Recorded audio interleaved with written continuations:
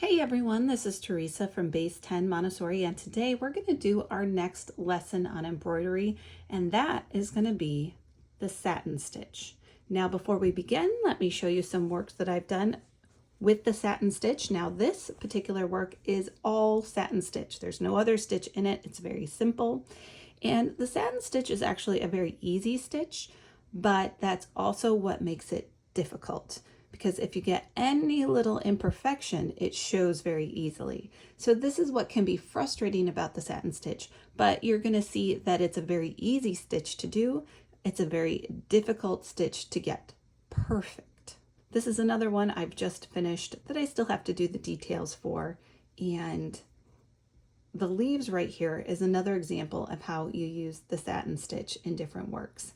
Now, just a tip, if you see fabric like this, if you see embroidery on this type of fabric, I would say avoid it unless you're really experienced, because every little imperfection on the back shows through the front. And as I've showed you before in my other videos, the back can be kind of messy for embroidery.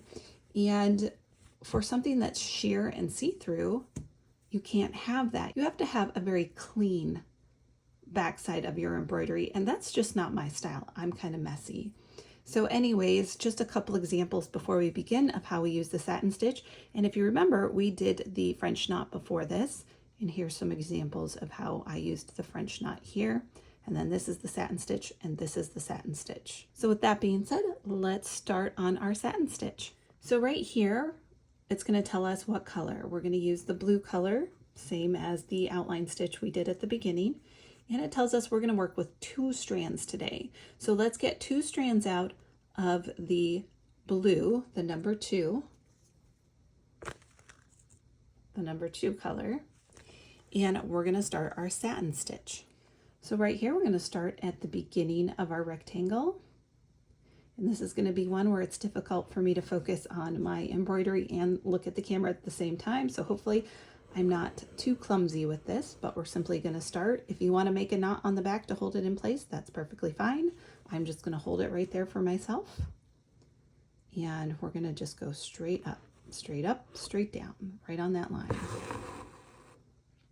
Now, to begin with, you can just start filling in the satin stitch from left to right. However, there is another technique that people use. So let me show you what I prefer to do. And every so often, I like to make some lines. I call these guidelines because they help guide you through the embroidery process without getting an angle. It's very easy to angle in the wrong direction with the satin stitch. So I am just going to go ahead and make my line straight. I kind of measure it to where it's supposed to go so that it's parallel. And I pull it through. Putting in these parallel lines to begin with will help keep us on track. You don't have to be perfect about it. It doesn't matter how far apart you make it. And there are other little techniques like this out there,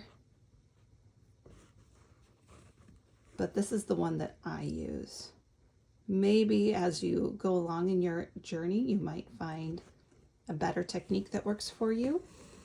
But I find if I don't have these lines on there, I tend to go a little bit crooked with my satin stitch.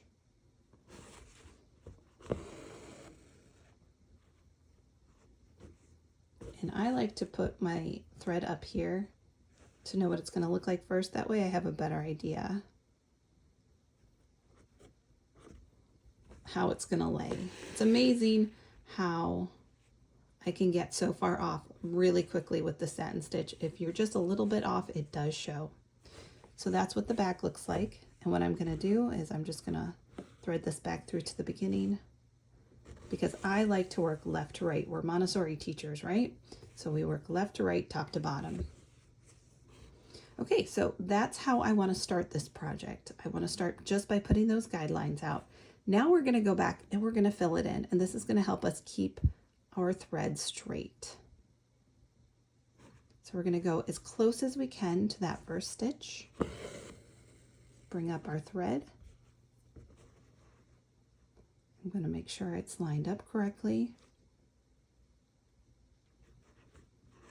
and put it back down. So we went from bottom to top, and now we're going to go back to the bottom and start again.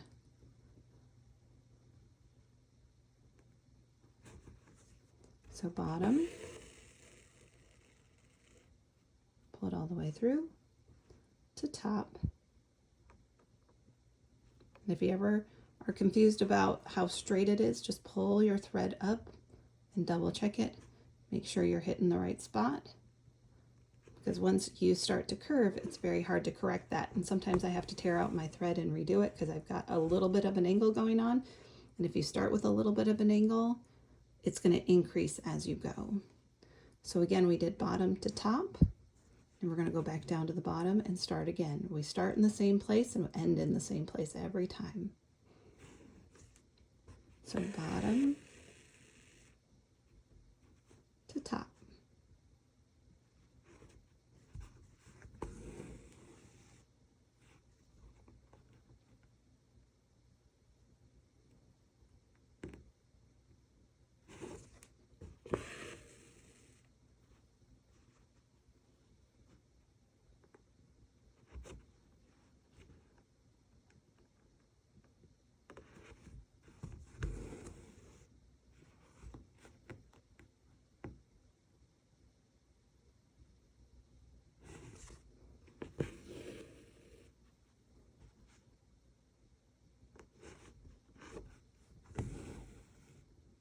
And here is our first section of our rectangle. Let's look at the back.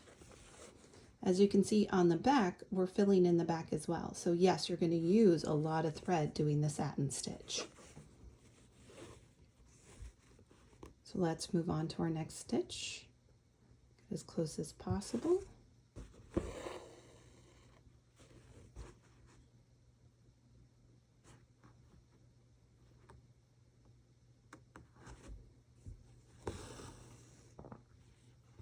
As you can see, I actually got this one just a touch crooked, so you're going to have to compensate for that on the next one just a little bit, or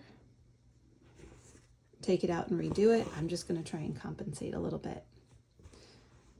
Let's see if I can get it closer. It's really hard to try and look at my camera and my work at the same time.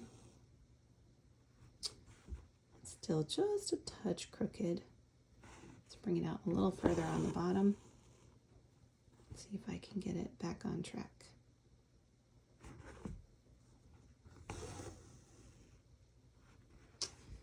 One of the things I used to do wrong all the time with the satin stitch is that I used to try and put them too close together, and I would make it really thick. You really want to make sure it's spaced out evenly and not get too many stitches too close together. You don't want them too far apart, because then that creates gaps. So again, the Goldilocks rule of not too close together, not too far apart, just right.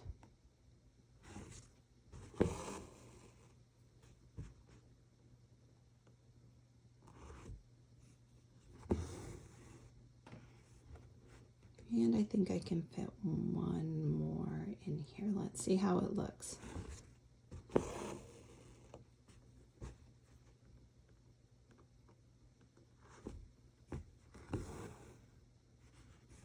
There we go.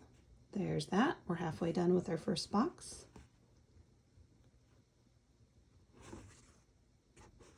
Let's move on to our next.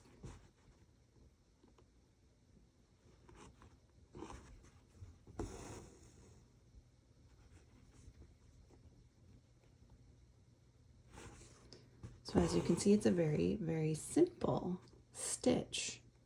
But if you start getting a little bit off in your angle, it can make your picture a little bit wonky, especially if you're doing the picture, that landscape picture that I showed you that was all satin stitch. If you start getting off on your angles just a little bit, that's going to create a lot of problems for the picture that you're making in the end. So you got to have those nice clean lines. And that's what's difficult about this stitch, is that the details matter, the precision matters.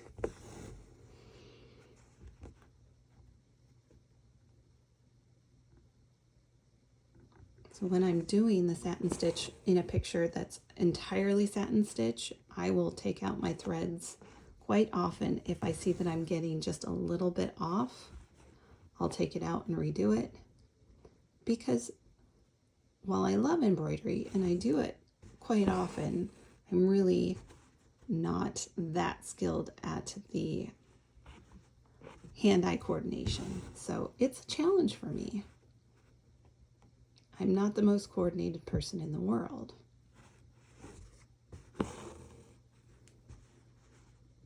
Okay, we're almost done here. And as you can see, I'm a little bit off on my angle. So I'm going to try and compensate for this one by working a little bit close here and a little bit further out here. And then we can finish up with our last stitch. There's the first box. I'm going to let you finish the last three, but before we go, let's turn it over, take a look. This is what the back side looks like. And as usual, I'm just going to thread it through and snip it. Now, if you would just want to keep working on the next three boxes, you don't have to do this. You don't have to cut it right here and thread it and cut it. But since this is where I'm stopping for today, I am going to go ahead, pull this through and just snip it off, and I'll finish my next three boxes later on.